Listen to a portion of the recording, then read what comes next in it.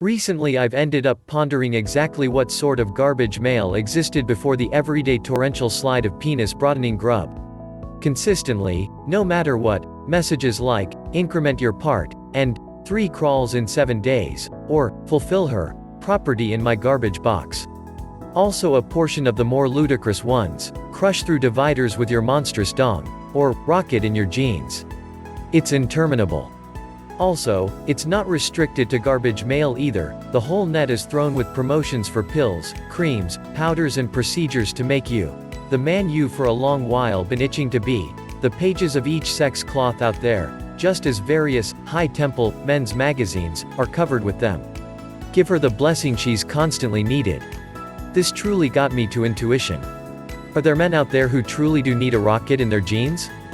Furthermore, how far is excessively far? That is to say, when do things leave the domain of delight and enter the crazy? Is there such an incredible concept as too enormous?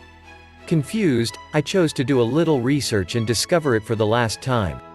Notwithstanding all the humor, there is an undeniable inclination to this point that goes back longer than any of us can envision. On the off chance that there is one issue that is of almost widespread worry to all men and ladies, it's this. The exact opposite thing any male needs is to miss the mark, in a real sense, in that office.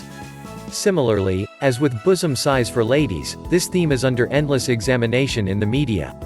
Shows like Sex and the City and Partner McBeal, which have portrayed ladies crying in bed and leaving their darlings over deficient penis size, just add to the disturbance. By what other means could a billion-dollar expansion industry proceed to develop and flourish? It hasn't generally been like this. Albeit most likely fairly a worry from the very beginnings of enlightened culture we've endured. Size has nothing to do with whether the parts work accurately, it's just an issue of feel and joy. Just in the last 35 years has it arrived at the degree of supreme direness we see today. Everything must be greater, better, more blazing, more grounded. In the 70s, we saw the penis siphon become known. Not straightforwardly discussed, requested by young people and desolate men from the backs of betting magazines and bound to wind up gathering dust toward the side of the storage room, they're fundamentally viewed as a relic today. In the 80s we started to hear a little about something many refer to as foothold, properly meriting its S&M picture inciting name.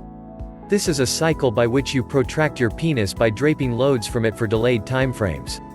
End of conversation.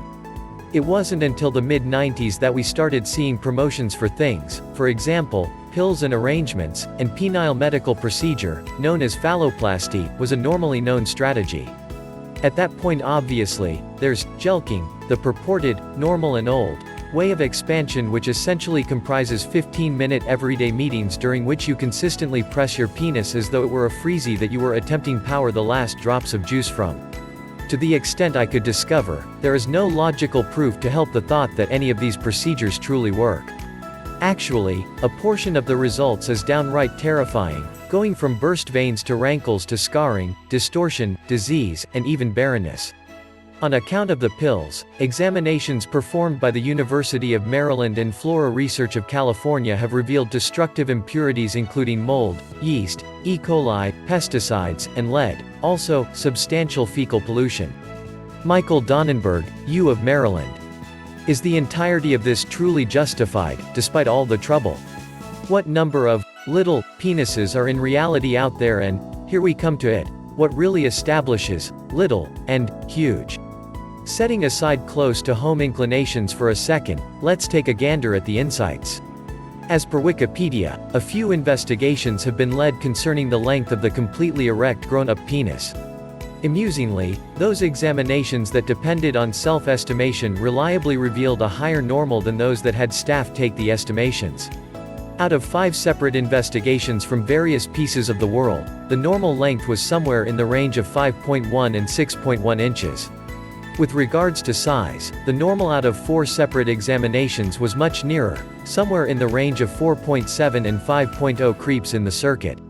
All in all, how can that sound to everybody? Right. What's more, assuming this is the case, sufficient. Or on the other hand, has nature stopped us all on this one, being more worried about the components of propagation than the complexities of joy? Apparently, as per a few ladies, certain men can be too large. What?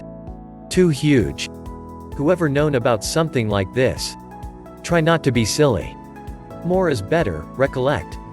This infers another interesting issue. I am not a devoted pornography watcher, but rather I've done my offer and seen some enlightening things in my time. With regards to the very plentifully supplied male, 9 to 12 inches, I've regularly pondered precisely how the ladies in these films can take that much. Supposedly, the cervix just doesn't leave sufficient space for somebody like John Holmes to get right in, so what, precisely, is going on? After a little examination, the appropriate response turned out to be clear. In contrast to the penis, which is genuinely straightforward, the vagina is an amazingly unpredictable bit of organic hardware. Kinda like their proprietors. Women are equipped for having 4 unique sorts of climax: vulval, clitoral, vaginal, G-spot, uterine, focal point, and mixed, the last being any blend of the earlier 3. Specialists have additionally obviously discovered another problem area inside the vagina as of late, known as the foremost fornix erotic, or AFE zone. Presently, if the vagina is an intricate bit of hardware, at that point female climax, as one site put it, is an amazingly perplexing wonder. I'm not delving to dive into all the subtleties here, however, the one thing I learned is that the vagina, which is fit for growing to a size sufficiently huge to convey a baby, is fit for obliging almost any size of the penis. The key. Foreplay. The more physiologically stirred a lady is, the more the vaginal dividers, which are typically contacting, will expand, and the more profound inside the cervix will climb. At the point when a man pushes in at a specific point, the cervix, alongside the whole uterus, is invigorated either from the top or base, inevitably empowering the uteral, or focal point, climax. Be that as it may, you clearly must be at any rate 7 inches or more to accomplish this, with the ideal length being 9 inches. Obviously, there are sure physiological restrictions. Similarly, as with penis size, a few ladies are normally much more profound than others. An incredibly unimposing lady, for instance, is essentially not going to have the option to oblige an entire 12 inches, regardless of how profound her cervix may rise. In any case, given the above data, it would appear to be that nature has held certain joys for the more plentifully supplied man.